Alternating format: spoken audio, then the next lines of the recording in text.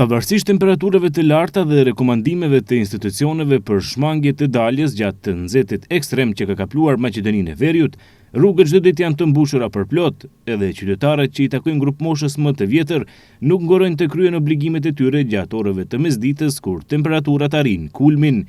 Disa banorë të Tetovës që sot e anketoi ekipi i televizionit Koha thanë se fare nuk e kanë problem lëvizjen gjatë temperaturave të larta. Me modestin më të madhe dhe pse në moshë, thonë se nxehti është dukuri natyrore dhe se njeriu është i bërë për ta përballuar, pavarësisht se në shpinën e tyre mbanin shumë vite jetë. Pak kam 76 vjetë. Rekomandimet të Institutit të Shëndetit janë që personat mbi 65 vjetë mos dalin kur është shumë nxehtë. Ju pengojnë ju? Ajo vetëm natyra, Zoti ku ja ka dhënë, nuk na pengon as pak. Ne kositim punem në përdel. Sa të rish më ndërhije, më keq e ki. Zoti e ka falen ata. Ne përballim ndërhije, rajmë Majrina, nuk është shumë atmosfere keqe, Majrë qira shaj pak. Ato e bojnë atë për pleqet, jo për ne. Për unë jam plaka mo nuk më dërejë. Po, alo Majrë jo. Majrë. Dhe me thonë se kini problem? Jo, Majrë.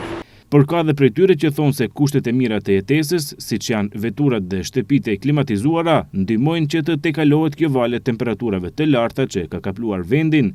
Madje për të freskuar, thonë se bëjmë plan që të shkojmë për pushime në det. Po mirë që tash edhe në Zvicër e njëjta temperaturë është, edhe mirë, s'na pengon shumë.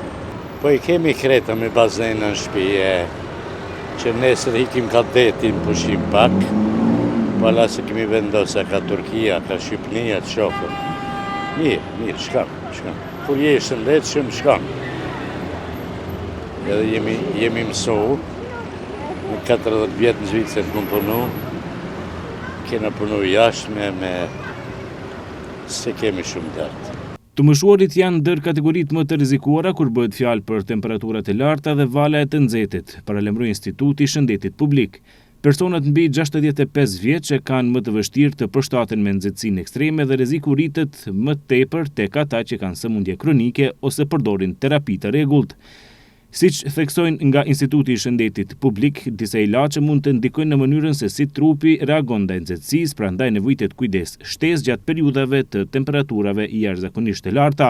Si pjesë e masave mbrojtëse, rekomandohet që personat mbi 65 vjeç të shmangin ekspozimin direkt në diell, veçanërisht mes orës 11 dhe 17 si dhe aktivitetin fizik.